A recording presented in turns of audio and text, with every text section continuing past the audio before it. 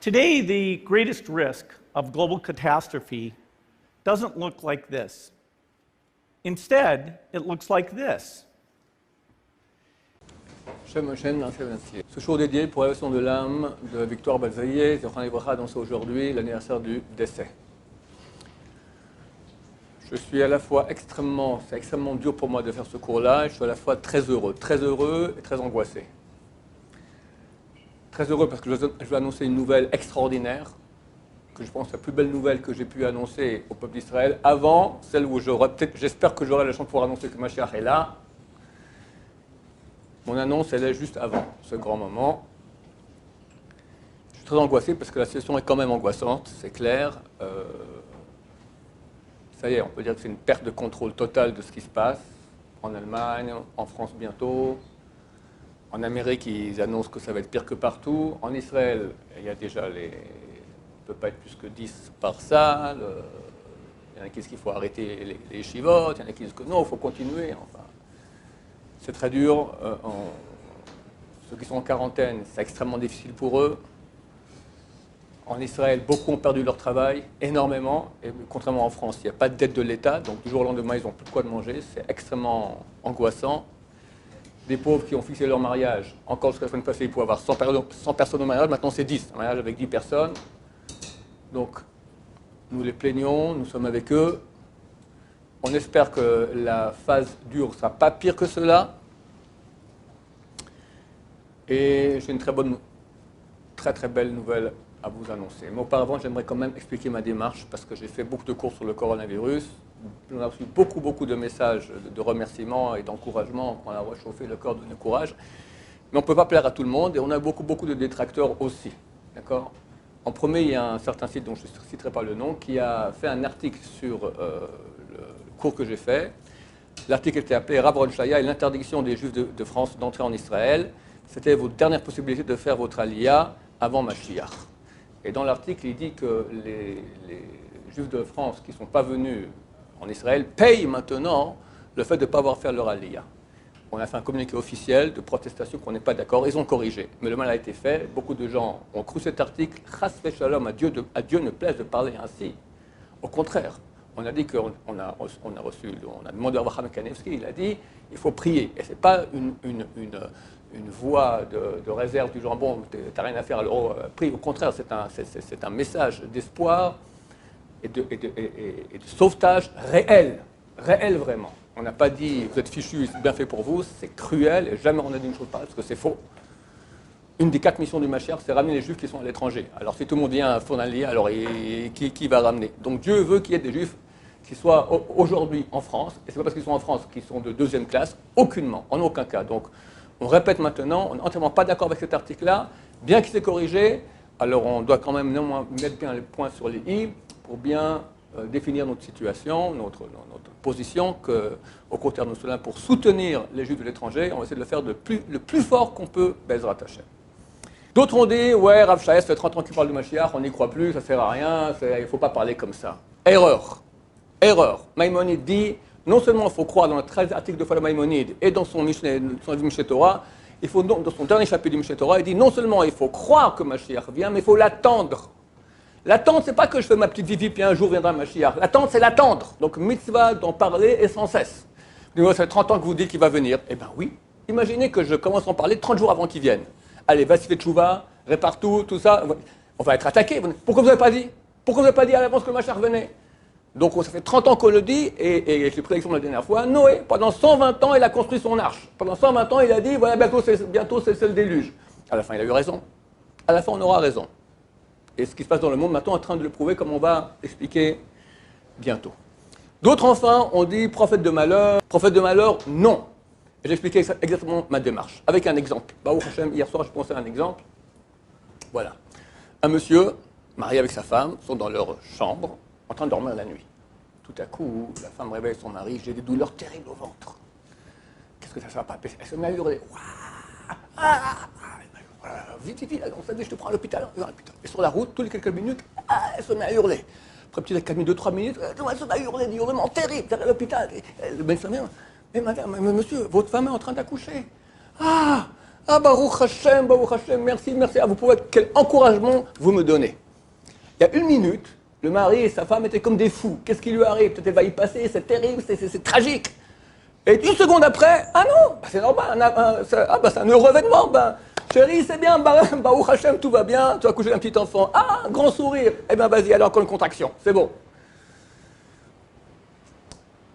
Ça concerne la nouvelle que j'ai à vous faire. Mais auparavant, j'aimerais de nouveau, comme j'ai déjà fait dans un cours, mais reprendre les points pour que les gens comprennent que ce n'est pas seulement une nouvelle comme ça, plic, et c'est tout.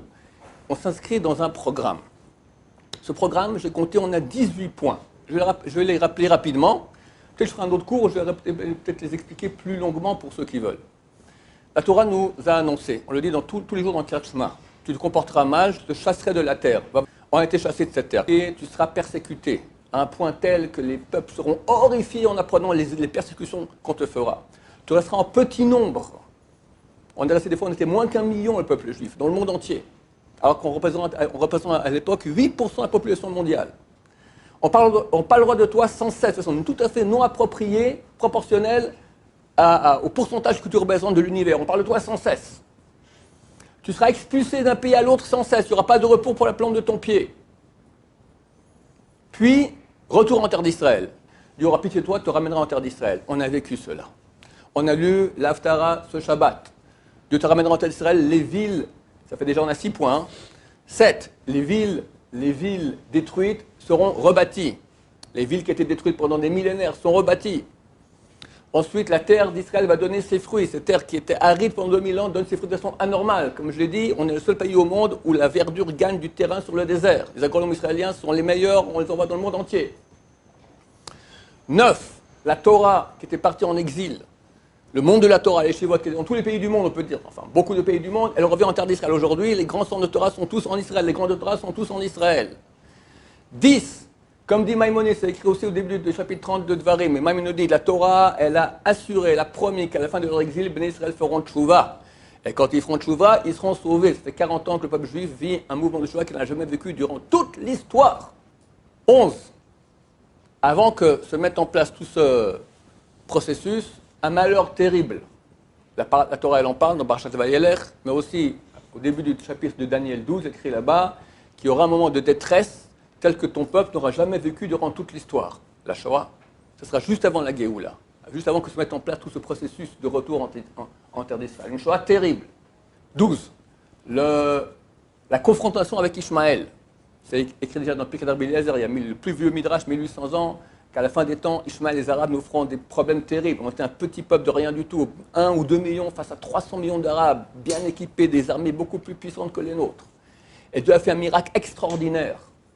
Aujourd'hui, il n'y a plus aucune puissance arabe contre nous, ça n'existe plus. Il n'y a que l'Iran, mais l'Iran, ce n'est pas des Arabes. Le monde d'Ishmaël, terminé. Ou bien ils ont fait la paix avec nous, ou ils ont été ratatinés. Et dans un cours, j'expliquais même dans quelle période ça sera. 13.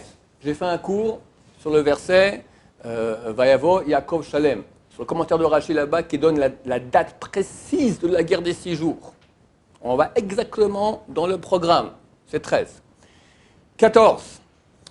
Il est écrit dans le traité Sanhedrin, page 98, en haut de la page B, qu'à la fin des temps, la Perse, l'Iran, va conquérir l'Irak et la Syrie, venir au bord d'Israël, pour conquérir Israël. Quand on lisait ça il y a 40 ans, on n'y croyait pas, parce qu'il y avait 2 superpuissances, il y avait l'Irak et la Syrie. Dieu a balayé l'Irak, il a balayé la Syrie, et maintenant, qu'est-ce que font les Iraniens? Il y a déjà 100 000 soldats, milices iraniennes qui sont là-bas, ils y sont. C'est marqué dans la Gemara aussi, on suit le programme. Notre pire ennemi aujourd'hui, c'est l'Iran. L'Iran, dans des cours, je ne vais pas m'allonger, j'ai prouvé que c'est Amalek, notre ennemi. Il est écrit qu'au mois de Hadar, Amalek disparaîtra. On est en train de vivre la fin de l'Iran. Aujourd'hui, le corona se déchaîne là-bas, c'est terrible. Tout la tête de leur État, un après l'autre, tac, tac, tac, qui tombe. Il paraît que c'est terminé, c'est la fin des haricots terrible. Le Rav Kadouri, un des plus grands kabbalistes de notre génération, décédé il y a une dizaine d'années, le Rav Zilberman, un des plus grands kabbalistes ashkénazes de notre génération, les deux ont dit, quand dans l'État d'Israël, on ne pourra pas créer une coalition, ça veut dire que Mashiach vient. Alors Kadour aussi a dit que le dernier Premier ministre d'Israël sera Bibi Netanyahu. Actuellement, la gauche est en train de faire une coalition avec les Arabes contre lui. Ils vont peut-être réussir, mais ils n'auront pas le temps. Peut-être Hashem Mashiach viendra avant. Ça nous fait 16. 17. La bonne nouvelle que je vais vous donner. Si on avait 16 points, les uns après les autres, qui se sont réalisés, qu'est-ce qui se passe pour la suite? Si on voulait maintenant demander à Hachem, on ne sait pas ce qui se passe, c'est terrible, on angoisse.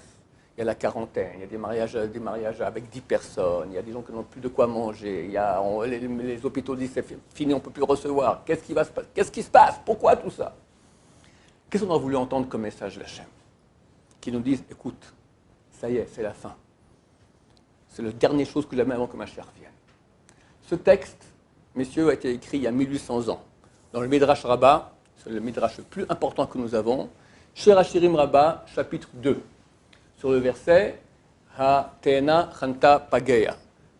La figue, le figuier a donné ses figues. Sur ce verset, nous dit le Midrash, est arrivé le temps que Israël va être sauvé.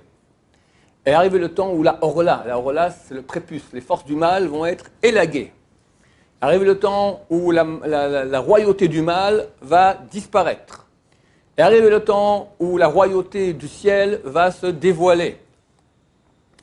Kolator Nishma Abarsan, on entend la voix de la colombe dans notre pays. C'est quoi cette voix? La voix du roi Mashiach qui annonce combien sont beaux tes pieds, celui qui annonce Mashiach sur les montagnes. Le point important. Athéna Chanta Pageya. Le figuier a donné ses figues. Adi Rabbi Chaya bar Abba. Samour limot ha-Mashiach. Juste avant que Mashiach se dévoile. Dever gadol ba laolam. Une grande épidémie vient au monde. C'est écrit. Une grande épidémie vient au monde. On appelle ça une pandémie. Dans le monde entier. On dit c'est juste avant que Mashiach vienne. Je ne suis pas secrétaire de mon Dieu. Je ne suis pas prophète. Et je leur redis, je peux me tromper. Ça se peut. Qu'il y aura Corona, peut-être des mois terribles, et la vie continue, tant bien que mal, et pas de Mashiach. Ça se peut. Mais je dois dire que ce risque, à mon avis, il est là. Il est là. Je ne suis pas prophète, je peux me tromper, mais il est infinitésimal par rapport à tout ce qu'on a dit maintenant. On a déjà 17 points qui annoncent la direction, et on suit le programme, et maintenant on te dit ça.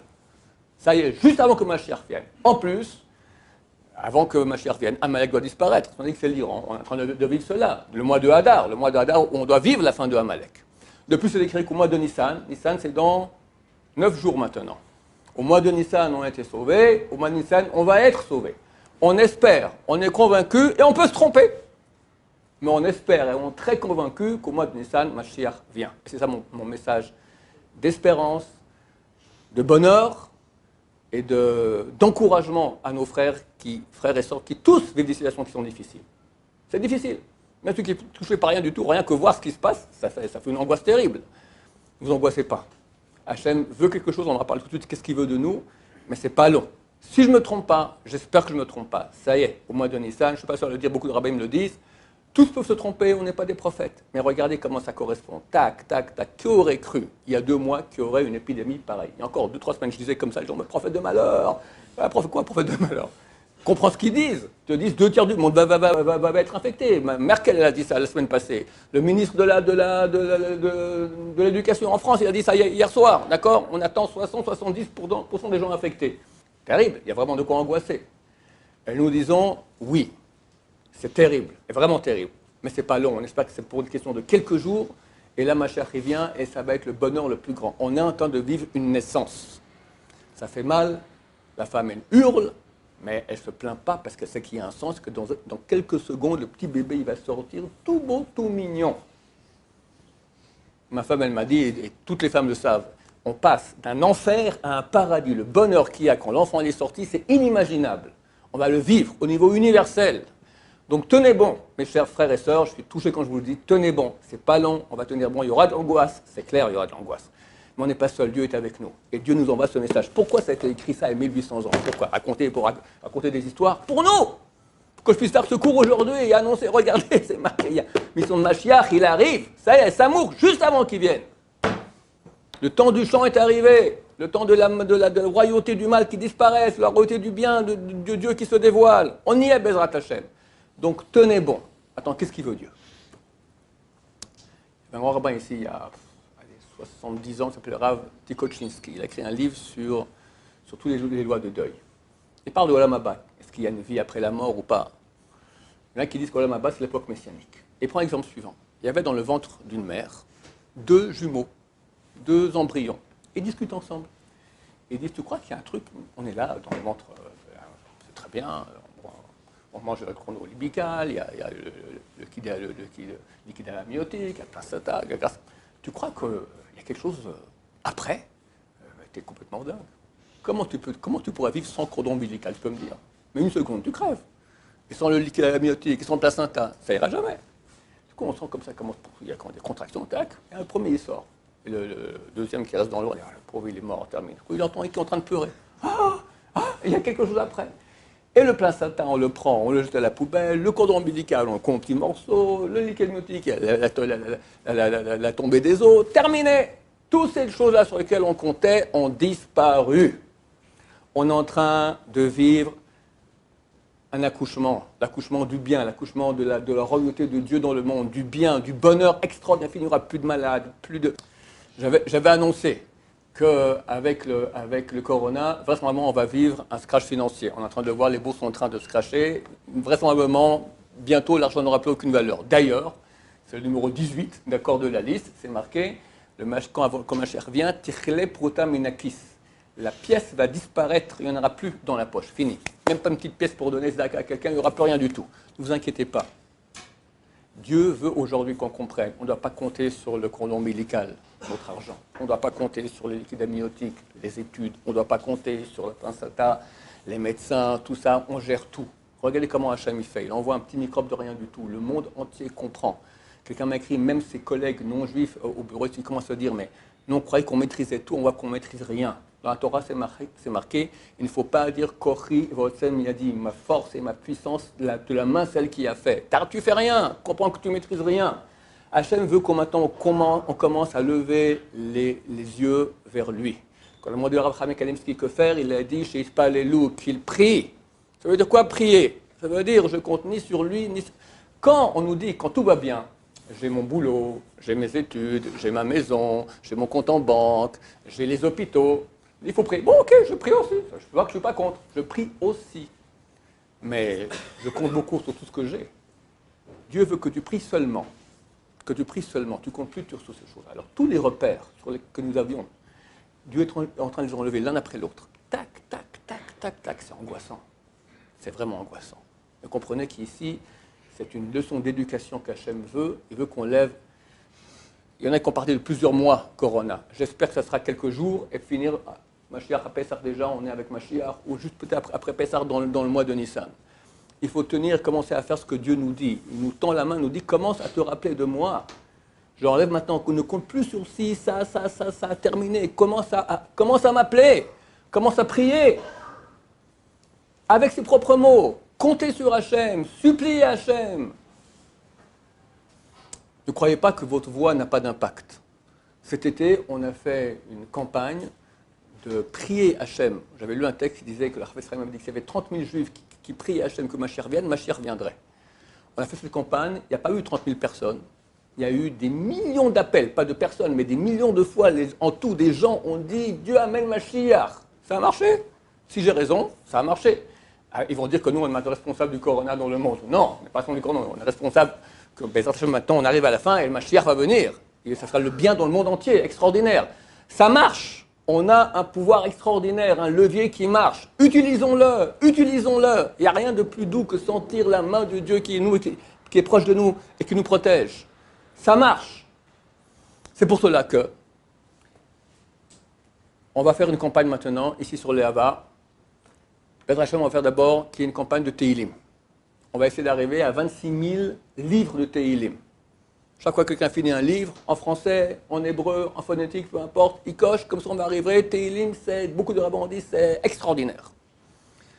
Ensuite, on a une rubrique qui s'appelle Prie pour moi. On le remet, on fait de nouveau une campagne là aussi, Prie pour moi. Comme c'est écrit, celui qui a besoin d'une chose et son prochain a besoin de la même chose, s'il prie pour son prochain, on lui répond d'abord.